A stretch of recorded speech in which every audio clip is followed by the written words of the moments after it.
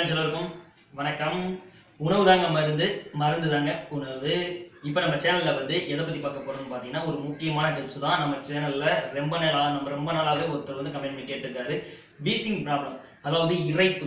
So அதுக்கு இறைப்புன்னு சொல்லுவாங்க. இந்த மாதிரி இந்த இதுக்கு ஒரு வீடியோ போடுங்க நண்பா அப்படின்னு சொல்லி கேட்டிருந்தாங்க. அதுக்கான டிப்ஸ் தான், ரொம்ப ஈஸியான டிப்ஸ் தான். இதை நீங்கள் காலை மாலை ஒரு வாரமாவது தொடர்ச்சியாக குடிச்சு பாருங்கள். கட்டாயம் ரிசல்ட் சூப்பராக கிடைக்க அதிகமாக சான்ஸ் இருக்குது. இது ஒரு பாட்டியம்மா எனக்கு சொன்னது. கிராமத்தில் உள்ள ஒரு பாட்டியம்மாட்ட கேட்டதுனால அவங்க இந்த வழி சொன்னாங்க. அதை வச்சு தான் அந்த வீடியோவே நான் பண்ணுறேன். இது உண்மையிலேயே நல்ல டிப்ஸ் தான். ஏன்னா சில பேர் எல்லாம் பயன்படுத்தினதாகவும் அந்த பாட்டியம்மா சொன்னாங்க. பாட்டி வைத்தியம் தான் இது. பயன்படுத்துங்க, பலன்பெறுங்க. அதாவது இந்த இறைப்பு நோய், அதாவது வீசிங் ப்ராப்ளம், அதாவது சுவாசிக்கவே ரொம்ப கஷ்டமா இருக்குங்க. அது போக எப்போ பார்த்தாலும் உடல் சோர்வாக இருக்கிற மாதிரியே இருக்கும். அப்படியே ரொம்ப அதிகமாக தொல்லை தர நோய் தாங்க இந்த இறைப்பு, அதாவது வீசிங் ப்ராப்ளம். ஸோ இப்போ வாங்க அதுக்கு எப்படி இந்த கஷாயம் பண்ணலாம் சொல்லிட்டு பார்க்கலாம் வாங்க. அதாவது இது எருக்கம் பூவுங்க.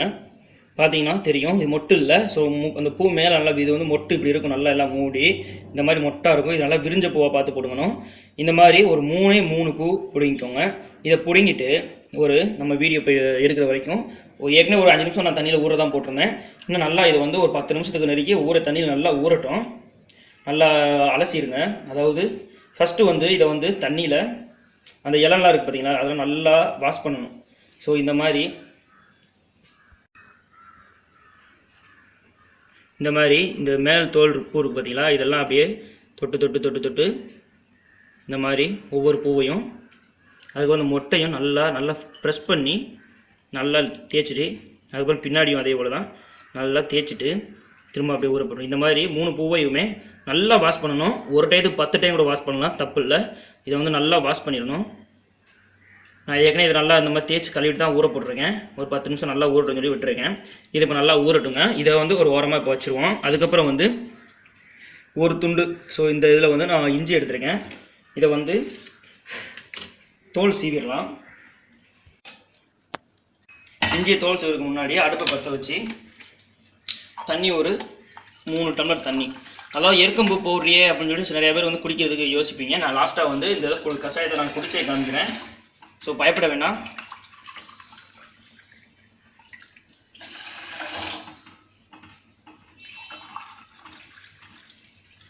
கரெக்டாக 3 டம்ளர் அளவு தண்ணி ஊற்றிருக்கேன். ஓகே, இப்போ தண்ணி ஊற்றியாச்சு. அது ஹீட் ஆகட்டும். இப்போ நம்ம இஞ்சி எடுத்து வச்சோம் பார்த்தீங்களா, இதை தோல் சீக்கிடுவோம்.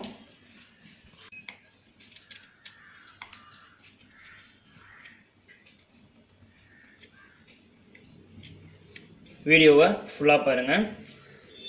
அதாவது உங்களுக்கு இல்லைனாலும் வீடியோ உங்கள் ஃப்ரெண்ட்ஸுக்கு ஷேர் பண்ணி விடுங்க.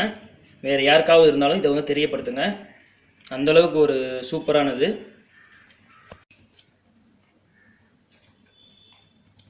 இந்த மாதிரி நல்லா தோல் சீவிக்கோங்க.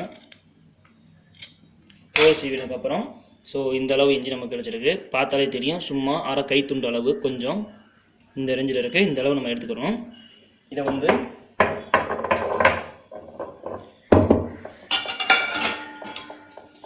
இந்த மாதிரி ஒரு உரல் சின்ன உரல் எடுத்து இதில் கட் பண்ணி போட்டுக்கலாம். அடியில் போயிடுச்சு. இந்த மாதிரி கட் பண்ணி போட்டுட்டு இதை நச்சுக்கோங்க. உங்களுக்கு அம்மி இருக்கும் பார்த்தீங்கன்னா, வீட்டில் உரல்லாம் இருக்கும், அம்மி இருக்கும், அதோட நல்லா நச்சுக்கலாம். அந்த மாதிரி பேஸ்ட் ஆக்கக்கூடாது, சும்மா லைட்டாக தான் நக்கணும். இப்போ தண்ணி நல்லா சூடாகிட்டு இருக்கு. இன்னும் கொஞ்சம் கொதிக்கட்டும். இன்னும் ஒரு சில பொருள் ஆட் பண்ண வேண்டியது இருக்குது, அதுவும் சேர்த்து ஆட் பண்ணிடலாம்.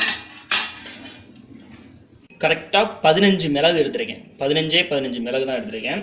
இப்போ இது கூட இதை ஒன்றா போட்டு அப்படியே நச்சுக்கலாம்.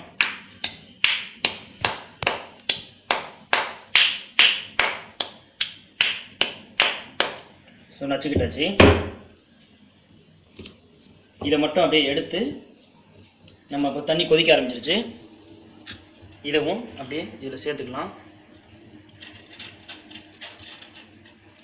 அதாவது ஒரு துண்டு அளவு, அதாவது நம்ம விரலில் பாதி அளவு இஞ்சி எடுத்துருக்கோம். கரெக்டாக 15 மிளகு எடுத்துருக்கோம். அது எல்லாத்தையும் நச்சு போட்டாச்சு.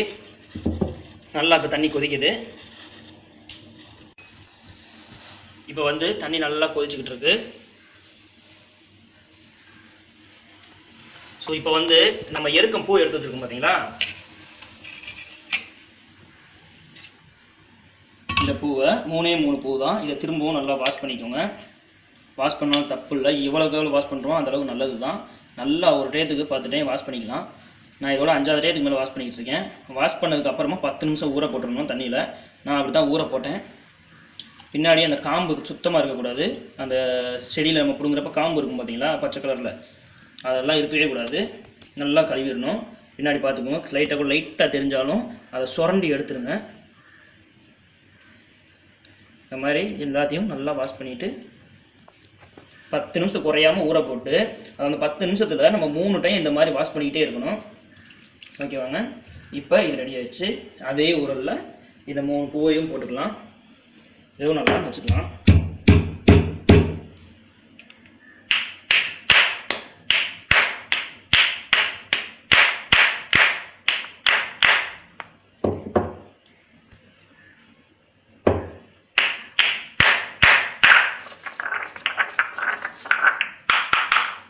ஸோ நச்சுக்கிட்டாச்சுங்க. இப்போ இதை கொதிக்கிற தண்ணியில் ஆட் பண்ணிடலாம்.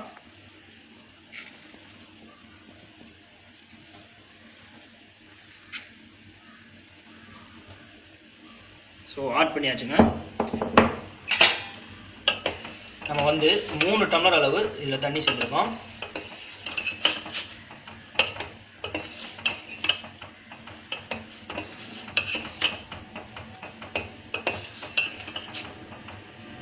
நல்லா கொதிச்சு இது வந்து குறைஞ்சது ஒரு டம்ளர் இல்லை 1.25 டம்ளர் அளவு நமக்கு கிடைக்கணும். அதனால் நல்லா சுண்ட வத்தட்டும்.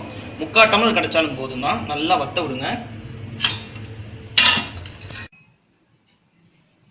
வீடியோவுக்கு கீழே இந்த வீடியோ ப்ளே பண்ணி பார்த்துட்டு இருக்கீங்களா, இன்னும் அந்த கசாயம் முடியல, கொதிச்சுட்டு இருக்கு. ஃபுல்லாக நான் வந்து குடிச்சே காமிக்கிறேன். அதுக்கு முன்னாடி ஒரு சின்ன ரெக்வெஸ்ட் நான் வந்து சொல்கிறேன். அதாவது இந்த வீடியோ பார்த்துட்டு இருக்கீங்கன்னா அது கீழே வந்து டிஸ்கிரிப்ஷனில் வந்து என்னோட ஃபேஸ்புக்கோட பேஜோட லிங்க் கொடுத்துருங்க. அந்த ஃபேஸ்புக்கில் போய் அந்த பேஜுக்கு போய் அதில் ஒரு லைக் போட்டு நம்ம ஃபேஸ்புக் பேஜை ஃபாலோ பண்ணுங்கள்.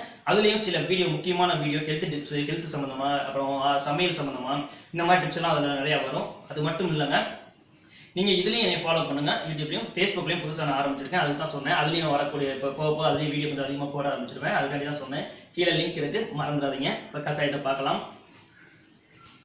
நல்லா கொதிச்சுக்கிட்டு இருக்குங்க. இதை எப்படி சாப்பிடணும் நான் குடிச்சே காமிக்கிறேன் எப்படி இருக்குன்ட்டு. இன்னும் நல்லா கொதிக்கணும்.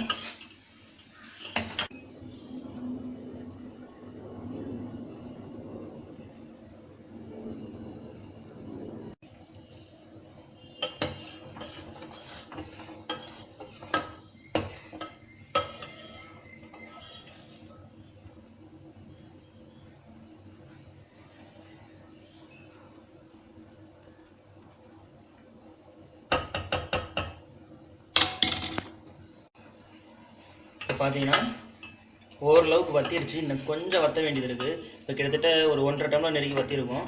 இன்னும் ஒரு 5 மினிட்ஸ் வந்து வற்றட்டும். இந்த 5 மினிட்ஸ் அடுப்புலேயே இருக்கட்டும். இப்போ வந்து நல்லாவே வற்றிருச்சுங்க.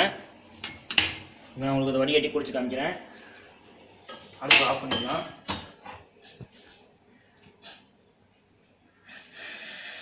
இதில் வந்து உங்களுக்கு தேவைன்னா நீங்கள் வந்து பனங்கற்கண்டு மற்றும் கொஞ்சமாக நீங்கள் சேர்த்துக்கலாம். அப்படி இல்லைன்னா சீனா கற்கண்டு கொஞ்சமாக நீங்கள் லைட்டாக ஆட் பண்ணிக்கோங்க. கசாயம் ரெடி ஆகிடுச்சு.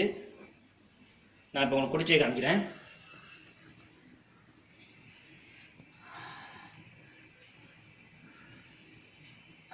இதோட ஆவியே ஒரு மாதிரியா, அது எப்படி சொல்றதுன்னு தெரியல. நீங்கள் வச்சு பாருங்க தெரியும்.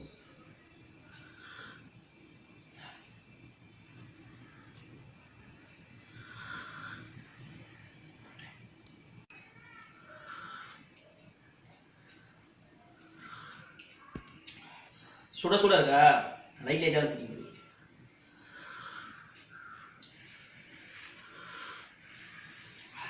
கலரே மாறி போச்சு பார்த்தீங்களா, எப்படி 2 கஷாயம் அவ்வளோதாங்க. இதை வந்து காலையில் ஒரு டைம், அது போக சாயங்காலம் ஒரு டைம், ஒரு 1 வீக் சாப்பிடுங்க.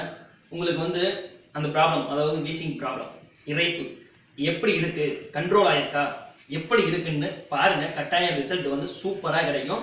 நீங்களே வந்து கீழே வந்து கமெண்ட் பண்ணிடுவீங்க, அந்த அளவுக்கு வந்து சூப்பரா இருக்கு நண்பான்னு சொல்லிட்டு கமெண்ட் பண்ணுவீங்க. அந்த அளவுக்கு சூப்பரான டிப்ஸ்.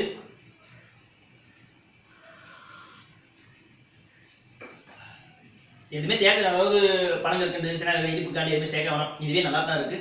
பார்க்கலாம், இது பண்ற இன்னொரு வீடியோவில் பார்க்கலாம். டாடா பாய்.